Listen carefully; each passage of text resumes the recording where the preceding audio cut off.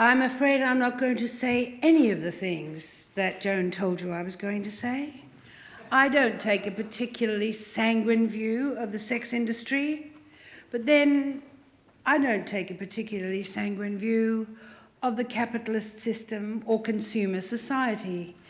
And abuses abound, even if the job you're doing is stacking shelves in Tesco. Paying for sex is not wrong. It is not the part of the system that is wrong. In the existence of a contract in which one individual, and notice I don't type that individual as female, in which one individual agrees to sell sexual services to another for a consideration, it would be wrong of the customer not to pay.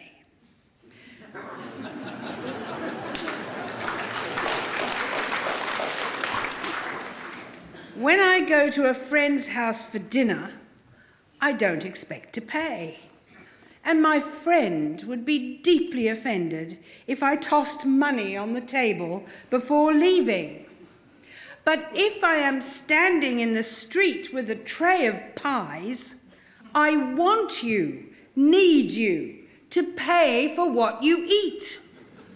How I might have ended up on the street selling to strangers the same pies that I would happily have offered to my friend for free is none of your business. What we do for those we love for free, we make strangers pay for. The health worker who puts her own children to bed with a kiss expects to be paid for putting other people's children to bed. The mother who teaches her own children to speak will be paid for teaching other people's children, and both will be expected to show warmth and tenderness as part of the job description. They may be faking it. There's a lot of faking in all the service industries, prostitution included. The little grunts you're supposed to make when involved in sexual intercourse are de rigueur in the profession.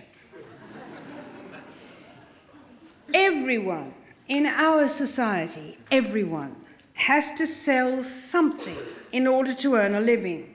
We all sell our time, our energy, our loyalty, our skills. To help us sell all of the above, we also sell sex, if we've got any to sell. Women waitressing in bars. This was a hard lesson for me to learn because in Tulsa, Oklahoma, I begged the women in the bar, why are you wearing those heels? It's dark, there's carpet, there's tables. Why are you wearing fishnet tights? Why are your thighs black with bruises? And they all said the same thing. If we don't dress like this, we don't get no tips. Customers give tips to girls who show cleavage. Boys and girls who sell hamburgers are required to smile as they do it, to feign delight as they sling hash. And it goes right through the whole selling economy. And basically, our society is now a sales society. Even if you watch The Dragon's Den, you'll see people desperately selling. Somebody desperate to sell you a big-ticket item will turn on the charm to convince you that you can trust him, that he has your best interests at heart. Among the priceless things that he has had to sell may be his integrity. Corporate capitalism demands that the people in the organization accept its objectives as their own. Nobody seems to care that in return for big bonuses, they have sold their souls, which is always worse than selling your body. Selling is seduction. Sex sells everything from Calvin Klein underpants and this year's range of Christmas aftershaves to cars and boats and planes and concert tickets and leather sofas and holidays. Sex will even be used to raise money for the BBC's Children in Need this weekend. The person who sells sexual services may have nothing else to sell, or nothing else that he or she chooses to sell. Selling sexual services may be the least worst option. Surely better than selling a child. Surely better than selling a kidney. Better than selling your soul. And maybe better than working long hours in wretched conditions for wretched pay, stacking the shelves in Tesco, for example. Every individual has the right to opt to sell sexual services and to make a cost-benefit deduction of his or her own. When you see a woman sitting outside her house in a slum town somewhere, hoping that someone will give her money in return for 5 minutes of her time, you see someone living in hope of a better meal for her children than she could otherwise provide. If she has no protector, the man who takes up her offer could walk away without paying her.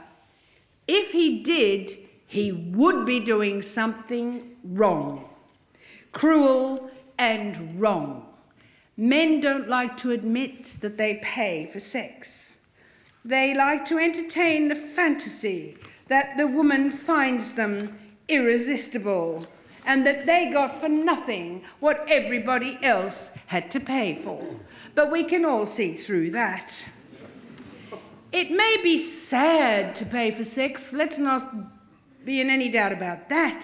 It may be something you would never want to admit you'd done, but it is not wrong.